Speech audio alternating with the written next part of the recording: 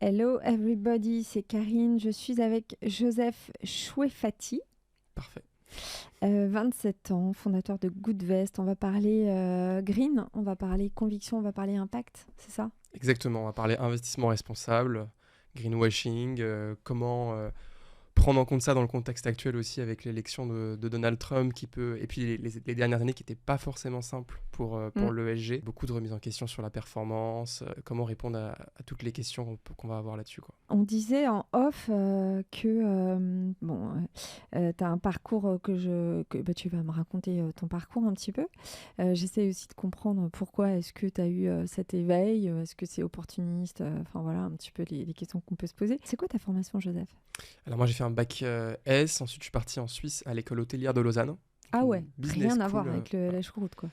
Un tout petit peu parce que même si le nom hôtellerie peut faire penser que c'est vraiment purement opérationnel, ça, c'est vraiment une business school. Donc il y avait quand même des cours de finance, de M&A, etc. Et de marketing et de tout ce dont on a besoin Ouais, pour travailler dans finance le pour business. devenir gestionnaire de ton activité si tu reprends un hôtel ou ce genre de truc, j'imagine. Même par exemple pour également travailler dans des fonds qui font de Ah, l'investissement dans le real estate hôtelier. Ça peut être même des IPO, des choses comme ça. ouais. Donc oui, par exemple, c'était toujours axé vers le secteur de l'accueil, donc hôtellerie, restauration, tourisme au sens large. Mais donc quand même une business school où à la fin, il y en a un peu moins de la moitié qui travaillent dans l'hôtellerie et la restauration, beaucoup qui vont en finance, en conseil, dans le secteur du luxe également. T'as eu quoi? T'as eu un master?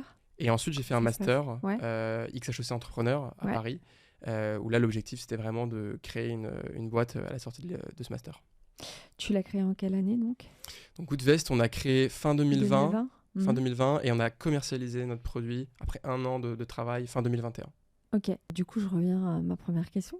C'était une conviction de départ? Est-ce que tu étais déjà un petit peu dans cette veine-là? Ou est-ce que tu t'es dit, justement, alors, fin 2020, on était dans la bonne période d'hiver. C'est-à-dire que les gens avaient le temps d'avoir conscience avec la crise sanitaire et le début de la crise énergétique. Vous avez pris le vent au bon moment. Tu as dû déchanter là depuis 1 ou 2 ans, mais voilà, ce qui m'intéresse, c'est de savoir c'était quoi la réflexion de business plan initial. Effectivement, il y avait moi la volonté de créer un business qui a un impact positif, comme pas mal de personnes de ma génération. Donc, j'ai travaillé sur différentes idées de boîtes avant d'aller sur Goodvest.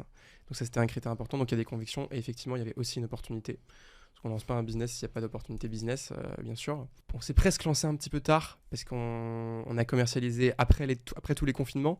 Et les confinements ont marqué vraiment une période de changement pour l'épargne et l'épargne en Mhm. ligne en particulier. Nos concurrents d'épargne en ligne se sont énormément développés pendant le Covid. Et donc on s'est lancé juste après. Et juste avant 2 années qui ont été assez difficiles pour l'investissement responsable. On n'a pas déchanté pour autant parce qu'on a eu un très très bon démarrage et en 3 ans on a collecté plus de 100 millions d'euros. Ok. Donc ça répond quand même à une demande Tu de t'es beaucoup de associé? particuliers.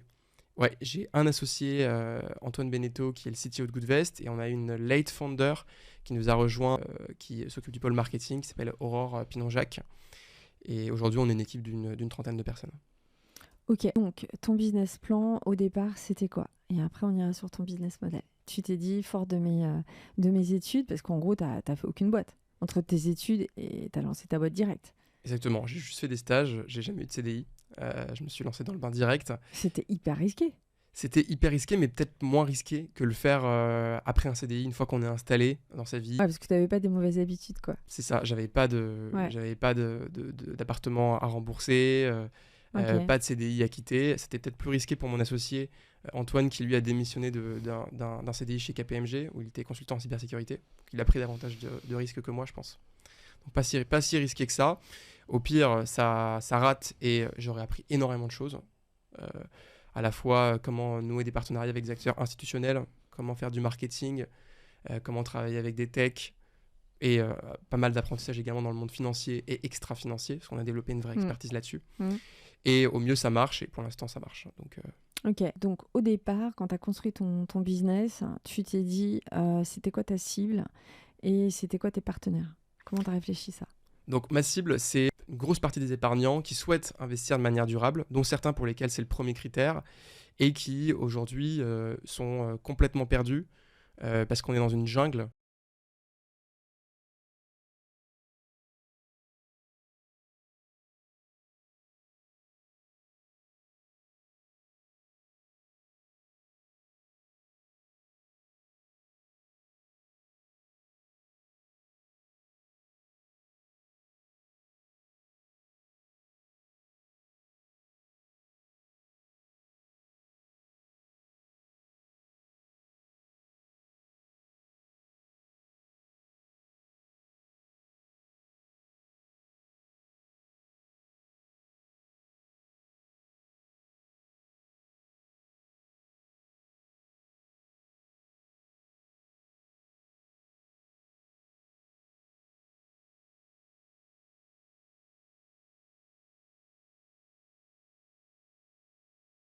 banque verte qui s'appelle Helios. On a noué un des partenariats avec une centaine de CGP, avec des fintechs comme Bankin. On essaye vraiment de collaborer avec d'autres acteurs et de leur faire bénéficier de notre expertise pour faire rayonner un investissement responsable qu'on espère avec le moins de greenwashing possible, avec une vraie méthodologie et le plus de transparence. Alors, le but aujourd'hui, c'est justement d'expliquer au CGP comment est-ce qu'on peut répondre un petit peu à ces doutes qui se sont installés sur le green. À cette polémique parfois aussi, hein. Comment aussi avancer avec dans le flou de ce marché qui se réglemente et se durcit. Alors d'un côté c'est bien parce que du coup il y a une vraie recherche en termes de traçabilité, de vérification et donc de fiabilité. Moi j'ai le sentiment qu'avant en fait on mettait des produits et on écrivait autour, on espèce de légiférait autour pour les faire rentrer dans du neuf, article 9, hein. Alors que maintenant, tout n'y va plus. Tu vois ce que je veux dire? Donc, comment est-ce que tu peux aider les CGP à faire la part des choses? Ça, c'est hyper important.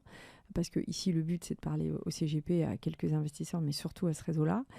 Et aussi, est-ce que toi, tu as constaté une certaine évolution à la fois du prisme de comment est-ce qu'on voit ces produits?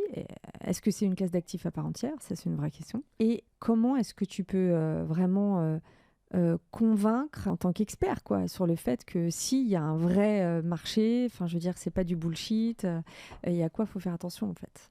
En fait, l'extra-financier, c'est quelque chose qui est tout nouveau et ça va pas se construire en 1 an, 2 ans, ça va prendre 10, 15, peut-être 20 ans avant qu'on arrive à quelque chose de sérieux.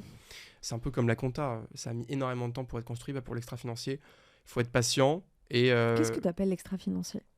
donc, c'est toutes les notations qu'il peut y avoir et qui peuvent catégoriser des fonds sur des critères environnementaux et sociaux. C'est la communication qui va venir autour, c'est la transparence qu'on va donner aux clients.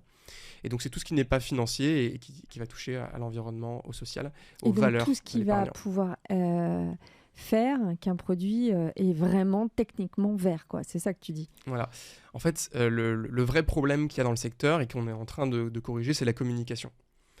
C'est de vendre un produit extrêmement vert alors qu'en réalité, il n'est pas forcément. Et de ne pas avoir d'arguments derrière et de critères. Et donc, c'est ça qui a énormément manqué dans le secteur.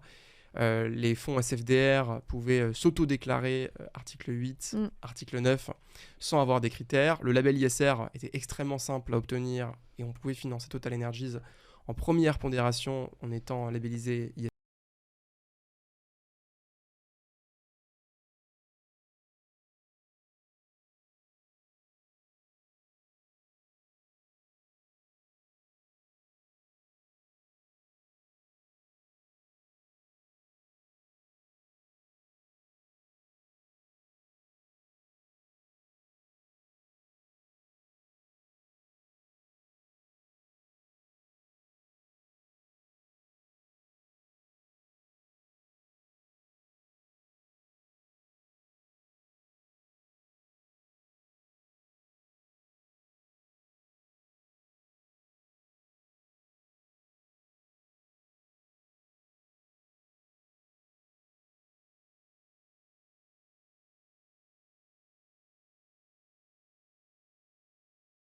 Très peu.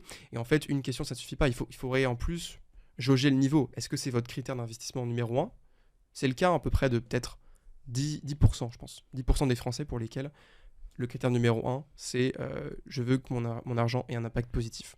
Et pour une grosse majorité des Français, 2 tiers, hein, selon les études qui ont été faites sur le sujet, c'est un des critères principaux, mais ce n'est pas le premier critère. Ça va être un critère qui va être important comme le prix, comme l'accompagnement, comme la performance, mais ce n'est pas le premier critère. Et donc pour ça, il faut jauger le niveau d'exigence du client pour pouvoir lui proposer un produit qui est adapté. Ok, est-ce que tu te dis pas que pendant 10 ans, il y a une sorte de... pas mafia, c'est un peu fort, mais une sorte de... Ouais, de business, quoi, carrément, qui flirtait sur un petit peu ce sujet un peu vaseux, un peu vague, où un petit peu toutes les sociétés ont dû s'en régir, les banques les premiers, où l'AMF a fait ce qu'elle a pu, mais peut-être n'a pas été assez loin. Est-ce que tu sens que là, on est en train d'en revenir? Peut-être aussi c'est un vrai problème politique, non? En fait, tout le monde faisait de l'ESG. Moi, j'ai pas Ouais. entendu une société de gestion qui, il y a 3 ou 5 ans, disait moi, je fais pas de l'ESG. Tout le monde faisait de l'ESG, mais avec des critères assez obscurs. Moi, excuse-moi, je te coupe la parole, mais ce qui m'a semblé, et à titre perso, parce que j'ai aussi des banques, enfin ma banque, tu vois, j'avais le sentiment à un moment donné que c'était presque elle qui m'éveillait à des critères environnementaux sur lesquels, en toute transparence, j'étais pas méga sensible. Donc, il y a 10, 15 ans, au tout début, tu vois, quand j'avais mes comptes. Donc, limite, tu vois, j'étais presque contente parce que j'avais l'impression d'être en amont ou en tout cas d'être très citoyenne, tu vois. Et en fait, j'ai l'impression que le système s'est complètement retourné. Alors, dû aussi aux crises géopolitiques, mais surtout aux crises de l'énergie et puis aux crises environnementales. J'ai l'impression que maintenant, le peuple a repris, hein, en quelque sorte, un peu la donne, quoi. C'est-à-dire qu'il y a une vraie révolution maintenant aussi de la nouvelle génération, tu vois. Je suis très étonné que ta banque t'en parlait il y a 10-15 ans. Ouais, Ils étaient vraiment précurseurs. Ouais, je te promets. Pour ne pas les citer, le Crédit Lyonnais et la BNP, BNP a lancé très vite, hein, une gamme de produits verts. Enfin, en tout cas, je ne sais pas si elle les appelait comme ça, mais en tout cas, c'était participer à des entreprises un petit peu vertueuses. Si, j'avais eu un... Et je me rappelle, ça m'avait vachement marqué parce que, alors à l'époque, c'était des entreprises dans l'eau ou fournisseurs de gaz. Ils étaient quand même assez précurseurs là-dessus. Alors j'imagine que ce sont les entreprises qui ont d'abord éduqué les banques, hein, et pas l'inverse. Mais du coup, pour moi, ça remonte déjà à 10-15 ans, tu vois, au tout début de mes premières assurances vie. Et d'ailleurs, je comprenais pas très bien ce qu'on me proposait. Déjà, pourquoi Goodvest, pardon. Pourquoi Goodvest? Alors un nom assez simple, hein, c'est un petit peu une contraction de Good Investment. Ah, ok. Goodvest. Ok.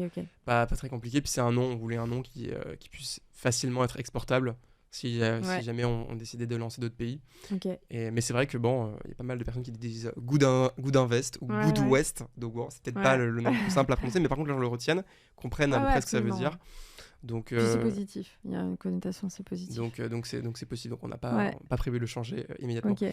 Et donc, j'ai même l'impression qu'aujourd'hui les sociétés de gestion parlent moins de ESG. Ouais, machine arrière. Ouais. Ils font même machine arrière. Il y a les pure players qui avaient une vraie méthodologie, les Mirova, les Sycomore, Pictet, Montpensier, etc., qui avaient vraiment un niveau d'exigence important et des critères, continuent à fond la caisse là-dedans parce que c'est leur métier. Et les autres acteurs plus généralistes qui avaient en fait avancé sur le ESG plutôt pour cocher une case parce que c'était devenu une nécessité, ont peut-être un petit peu ralenti, ont un peu step back, peut-être le temps de mieux repartir, de s'adapter à la méthodologie, parce qu'aujourd'hui les critères sont plus difficiles. Pas mal de fonds sont revenus en arrière et ont été déclassifiés de article 9 à article 8. Ouais. Le temps d'y voir plus clair, c'est le choix qu'a fait Amundi sur beaucoup de ces fonds. Ouais.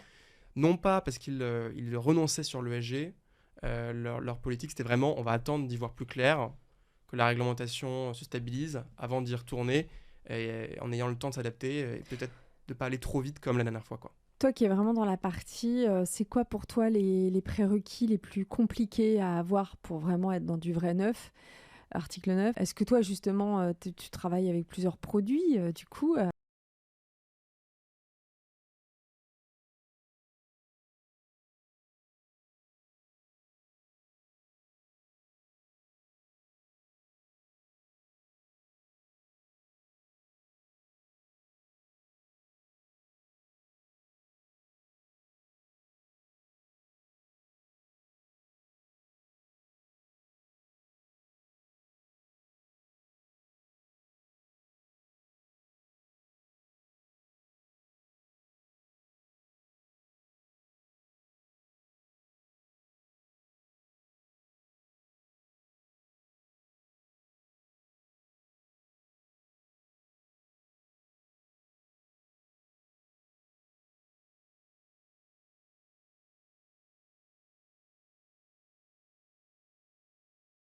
Secteur, là c'est plus classique. Parce que pour toi, il n'y en a aucune aujourd'hui qui peut être green.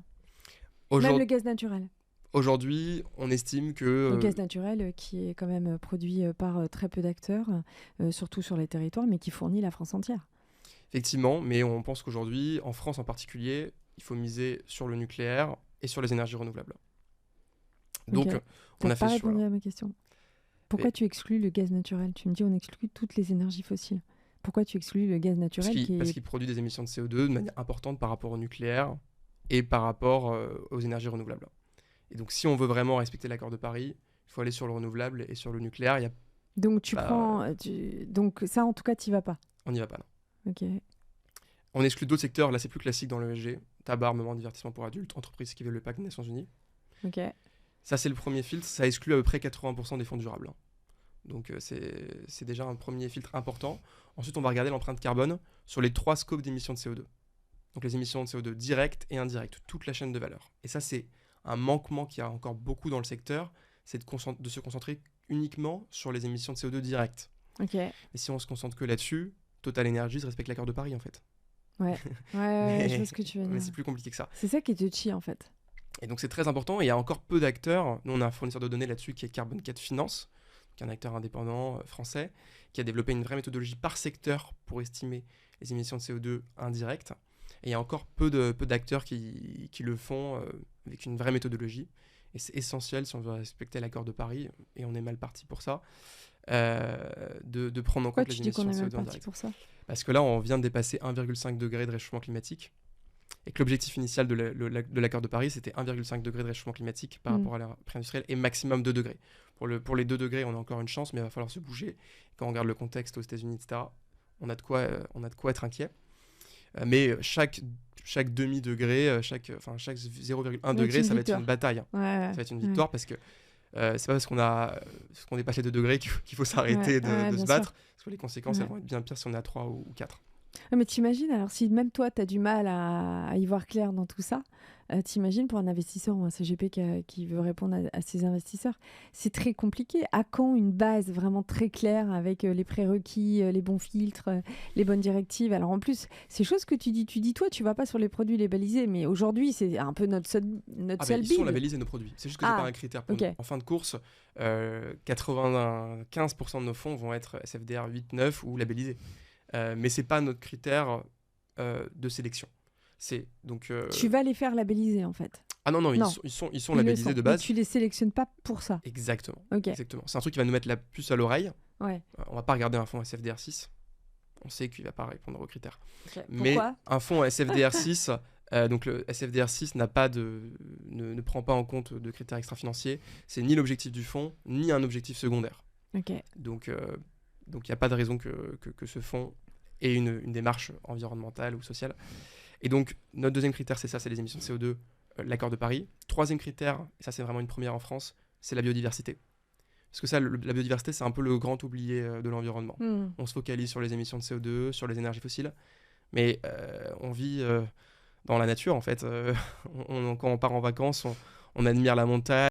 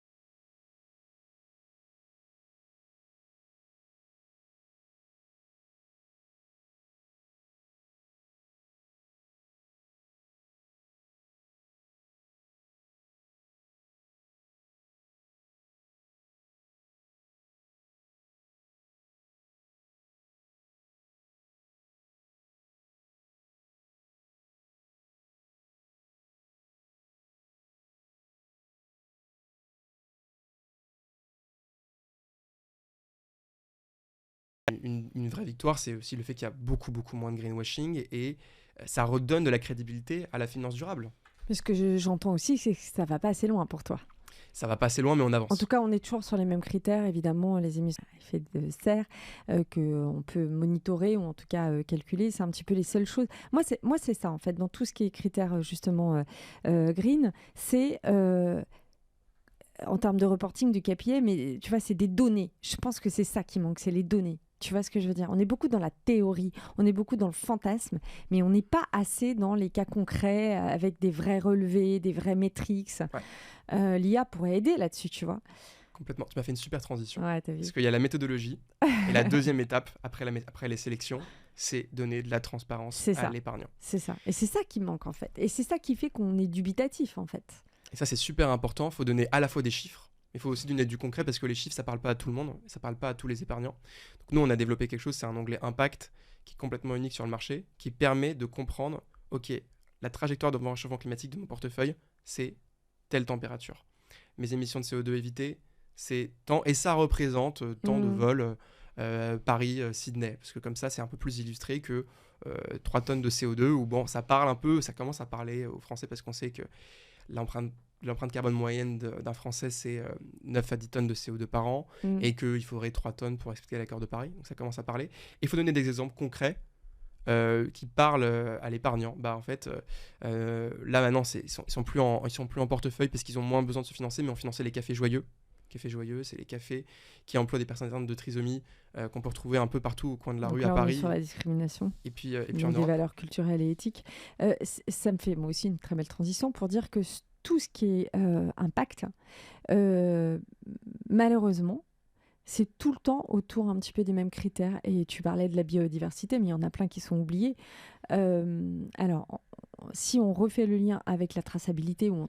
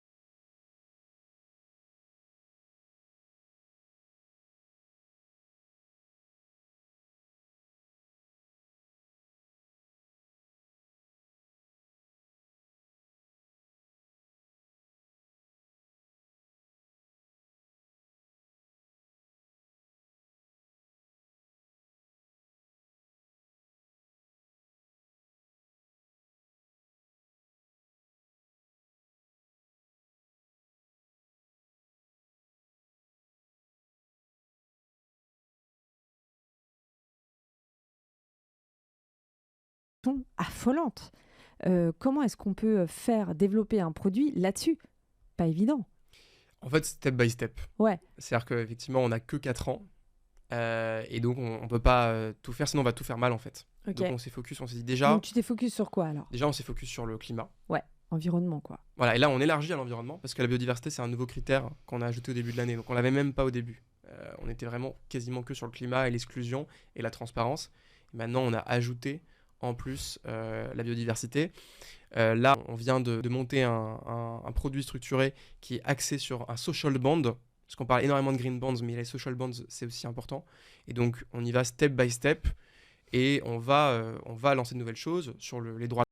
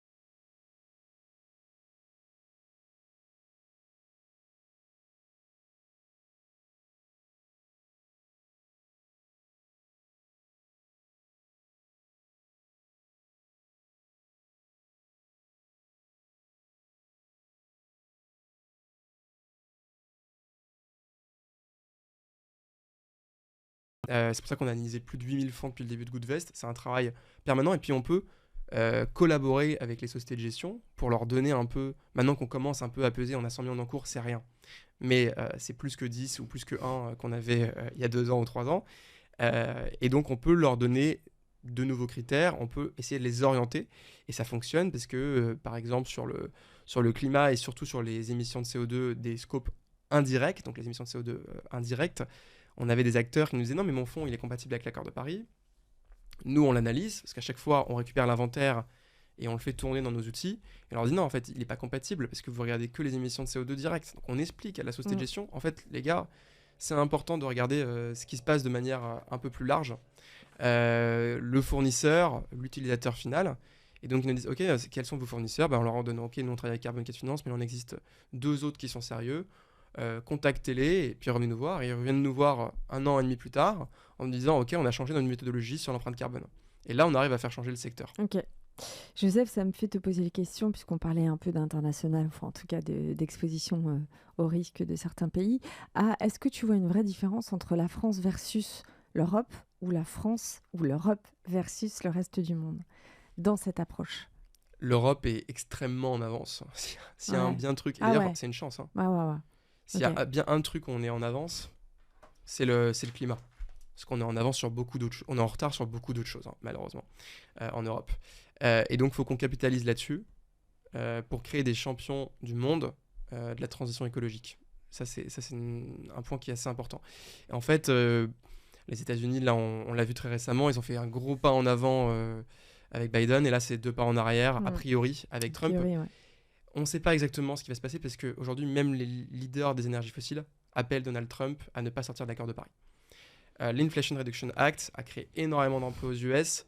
S'il le brise comme il a dit qu'il voulait le briser, il va créer énormément de chômage. Et c'est probablement pas une bonne chose économique pour les États-Unis. Et même s'ils pensent qu'aux intérêts économiques, il faut prendre en compte le climat. Donc investir essentiellement dans tout ce qui est produit vert européen. C'est ça que j'entends. Et il faut investir partout dans le monde. Mais on va se retrouver forcément plus exposé à l'Europe si on investit sur le vert. Parce qu'on a bien plus de champions sur la transition écologique, on a bien plus d'acteurs que d'autres pays dans le monde. Donc, et tu sais pourquoi? On a été... Parce qu'a priori, on n'est pas les plus consommateurs, j'ai envie de te dire.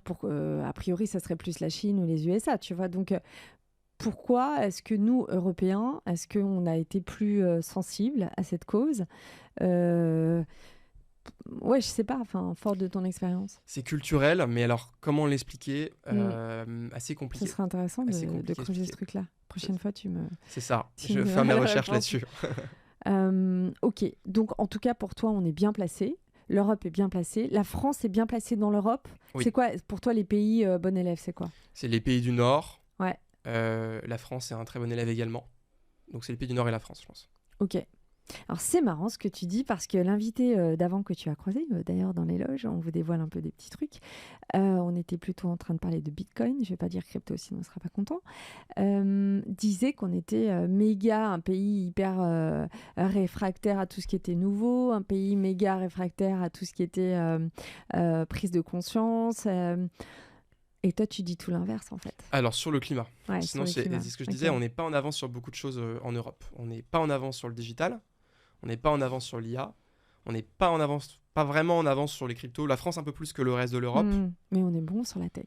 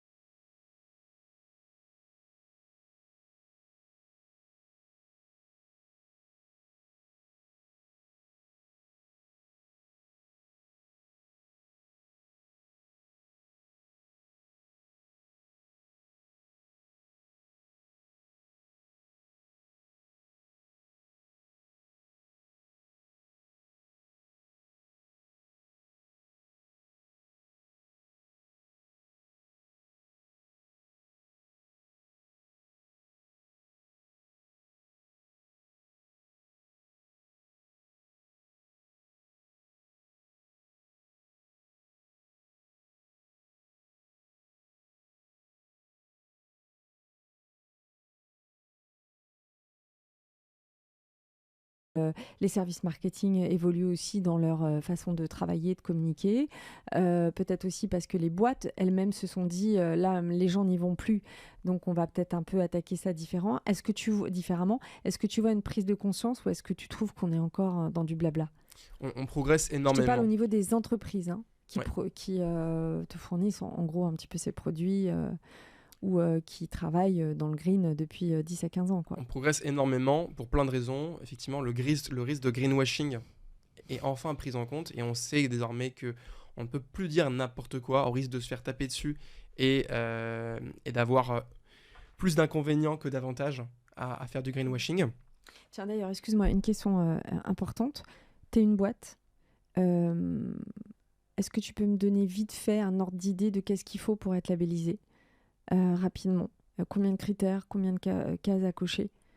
Pour être labellisé. Ouais, par exemple, tu es une boîte qui produit de l'énergie ou tu es une boîte qui, un gros groupe qui recrute pas mal de salariés. Qu'est-ce que tu dois cocher dans la case inclusion, bien-être et tout ça pour être labellisé ISR? Enfin, tu vois. Ah, pour être intégré dans un fonds Ouais. labellisé ISR, aujourd'hui, il y a une exclusion des énergies fossiles. Donc déjà, faut pas être dans ce secteur-là. Il faut avoir également un plan qui prend en compte la transition écologique. Mm. Il n'y a pas énormément de critères sur le label ISR toujours aujourd'hui. C'est là où je voulais venir, justement. C'est ça ce que je voulais te faire Ouais. dire. C'est que, en gros, à part cette exclusion récente, euh, c'est toujours pas hyper. C'est toujours large, Voilà, c'est toujours c'est très ça. large. En fait, il a fallu trouver un équilibre pour à la fois avoir moins de fonds labellisés ISR pour que la finance durable ne soit pas totalement décrédibilisée par le label ISR, parce que c'était un vrai problème. Ouais, je dirais de l'année dernière. Ouais, c'était un vrai problème. On mettait en plus ISR et label ISR, c'était compliqué de s'y retrouver. Quand on sait que le label ISR faisait du greenwashing, on se disait bon bah toute la finance durable c'est du bullshit. Et ça l'était en grande partie. Maintenant ça l'est un peu Un peu moins. moins. Ok. Ça l'est un peu moins, mais effectivement il faut ajouter d'autres critères. Donc nous on a tous les critères que je t'ai cités. Et après derrière ce qui compte c'est vraiment la conviction de l'épargnant. Pour certaines personnes, ce qui va être intéressant, c'est l'égalité des genres. Et dans ce cas, il y a Ouais, des fonds qui existent qui sont là-dessus. je comprends. Il faut vraiment interroger les valeurs de l'épargnant, voir ce qui est important pour lui et lui proposer des produits qui sont adaptés. Ok, ça c'est pour les CGP. Il nous reste 10 minutes pour un petit peu aller sur ton activité, sans parler de ta boîte, puisque vous le savez, j'aime pas qu'on fasse de la pub. Moi, ce que je voudrais comprendre, c'est comment est-ce que tu vois un petit peu l'évolution, toi, au sein de ta boîte, sur quoi vous allez vraiment de plus en plus aller, là où tu iras jamais, ou en tout cas pas maintenant. Ouais, qu'est-ce qui se profile un peu là dans les 2-3 ans? Alors nous, Versus le contexte. ouais, nous l'objectif, c'est d'avoir une gamme de produits qui est complète, parce qu'on pense qu'on peut faire de l'investissement responsable sur toutes les classes d'actifs. Tu me demandais d'ailleurs, est-ce que Ouais, c'est une classe d'actifs à c'est part ça. entière?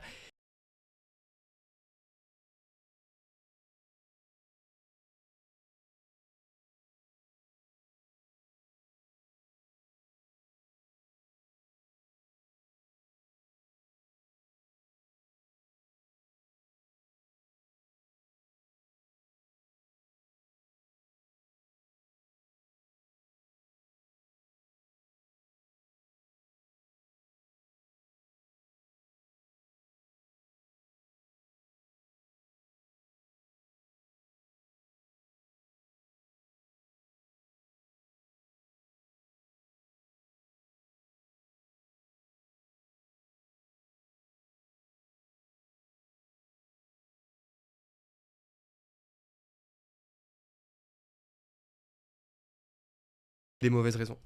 Parce qu'effectivement, c'est ni tout blanc ni tout noir. Le système financier dans l'ensemble pollue.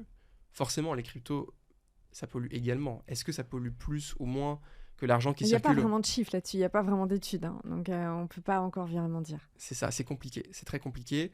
Euh, je n'exclus pas qu'un jour on aille dessus. Je pense que c'est pas notre priorité numéro une parce que on ne propose pas certaines classes d'actifs qui sont beaucoup plus prioritaires, comme l'immobilier, on va le proposer dans les prochaines semaines. Donc avant d'aller sur les cryptos, il y a différentes étapes. Mm. Je pense qu'il faut qu'on se fixe une conviction claire Oui, puis vous sur venez de l'impact vous des lancer, cryptos. donc il faut que vous soyez déjà très assis sur quelques classes d'actifs, ou en tout cas peut-être en ciblé 2-3 dans Voilà. lesquelles vous vous spécialisez. C'était ma question d'ailleurs, vous êtes beaucoup à faire ce que tu fais. Je te le dis, hein. C'est quoi votre... comment tu l'incarnes ton business, quoi? On est beaucoup à faire ce qu'on fait Ouais. chez Goodvest. Ouais. Comment est-ce que tu donnes une singularité tu vois, c'est pour ça que je dis incarner. Alors, en ayant une méthodologie,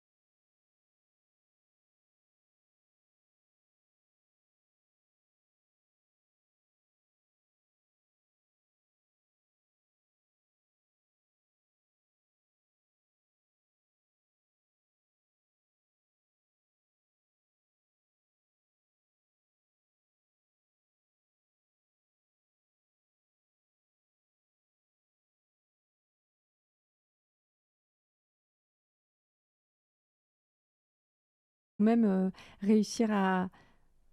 C'est comme un ex qui se barre, quoi. Il faut reséduire, tu vois, l'audience et il faut aller rechercher des gens qui sont un peu partis ailleurs, quoi. En plus, qui sont partis ailleurs parce que le contexte géopolitique, macroéconomique fait qu'on a un peu des priorités et on le voit dans les élections, mais aussi quand on interroge les gens et dans les sondages, c'est plus du tout une priorité en fait, c'est plus une inquiétude. Enfin, ça dépend quelle génération on interroge. Et ça aussi, du coup, ça m'amène à la question, c'est quoi ta cible? alors c'est toujours une inquiétude, elle va être moins mise en premier quand il y a des sujets d'inquiétude sur le très court terme. Mm. L'inquiétude sur le long terme, la plus présente en France, c'est quand même la transition écologique quand on interroge les gens. Si on leur demande aujourd'hui qu'est-ce qui vous inquiète le plus, bah là, C'est le pouvoir d'achat. effectivement, ça va être par exemple le pouvoir d'achat, Mm. peut-être également les États-Unis. Peut-être l'inflation qui va revenir, enfin voilà quoi. Exactement. Mais ça reste une inquiétude de long terme. Euh, et en fait, on voit qu'on touche vraiment toutes les générations. On touche forcément plus les jeunes, mais je pense pas que c'est uniquement pour des raisons de transition écologique, c'est parce qu'aussi on est une solution digitale et que en fait on commence à épargner quand on n'est pas, on investit plus quand on n'est pas équipé. Quand quelqu'un qui est déjà équipé, c'est une démarche supplémentaire de se dire en fait je suis déjà équipé et je veux en plus transitionner. Alors qu'un jeune qui va commencer à se lancer dans un projet d'épargne d'investissement, il va mélanger les deux quoi. Voilà exactement. Ouais. Exactement. Ok. Allez, je te laisse 4 minutes pour me raconter un petit peu une belle histoire, un cas concret.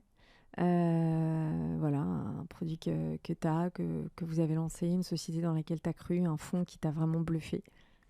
Alors, il faut que je réfléchisse un petit Parce peu. qu'en fait, ce que j'ai besoin, c'est d'imager un petit peu, tu vois, qu'on puisse se représenter ce que c'est d'investir avec de l'impact. Alors, je pense que le plus important pour nous, là, c'est de réussir à donner du concret. Parce que les chiffres, on en donne depuis le début, mais c'est pas concret pour beaucoup de monde. Il y a pas mal de personnes en France qui sont pas suffisamment à l'aise avec les chiffres. Et donc, ça va être de tourner des reportages, d'aller voir les entreprises qu'on finance, montrer ce qui se passe, interviewer les personnes de leurs équipes et arriver à donner une traçabilité à l'argent. Parce qu'aujourd'hui, même si... c'est ça, c'est où ça va, ce que j'investis. Ok, ça va dans un fonds qui est climat, ok, c'est un fonds qui exclut les énergies fossiles, ok, je vois l'empreinte carbone et le fait que ça a moins d'impact sur la biodiversité, mais je veux visualiser mon impact concret. Donc, c'est quand je vais prendre un café au Café Joyeux, je sais qu'en fait, j'ai contribué à embaucher cette personne qui aurait eu sinon un accès qui est très, très, très, très, très difficile à l'emploi. Là, la semaine prochaine, on va tourner un reportage dans une entreprise qui s'appelle Les Alchimistes, qui récupère des déchets et qui les transforme. C'est une PME française qui est basée à Bercy. Donc voilà, c'est donner du concret et on va essayer de le faire beaucoup, beaucoup plus. On est en train vraiment d'essayer de changer un peu notre département marketing pour se dire, ok, on va dépenser moins en ads, mais on va faire plus de contenu quali qui parle vraiment aux épargnants et qui donne de la traçabilité. C'est vraiment ça qui manque dans le monde financier. Et je me dis, aujourd'hui, on n'en fait pas suffisamment de nous, mais personne n'en fait. Personne ne sait ce que son argent finance. Un peu comme des alerteurs, quoi. C'est ça, il faut le faire beaucoup plus. Nous, on fait 10% du travail là-dessus. Il faut qu'on monte, mais sur le marché, c'est 1% du travail qui est fait. Donc, il faut vraiment réussir à donner plus de traçabilité. Merci, Joseph. Merci à toi. C'était très intéressant. J'espère que tu as passé un bon moment. Joseph Chouefati, je t'ai pas demandé c'est de quelle origine? Je suis franco-libanais. Ah, d'accord. Bon, Joseph, je me doutais, mais Chouefati, j'aurais pas dit, tu vois. Comme d'hab, si vous avez aimé l'épisode de Joseph, n'hésitez pas à liker, à le partager, à vous abonner bien sûr à Passion Pat et à me donner des idées, des recours en message privé si vous avez quelqu'un à me faire rencontrer. Joseph, merci à toi. Merci beaucoup pour l'invitation, c'était un moment très agréable. Ouais, plein de belles choses pour Good Vest et tu repasses nous donner des nouvelles. Carrément, avec plaisir. Salut!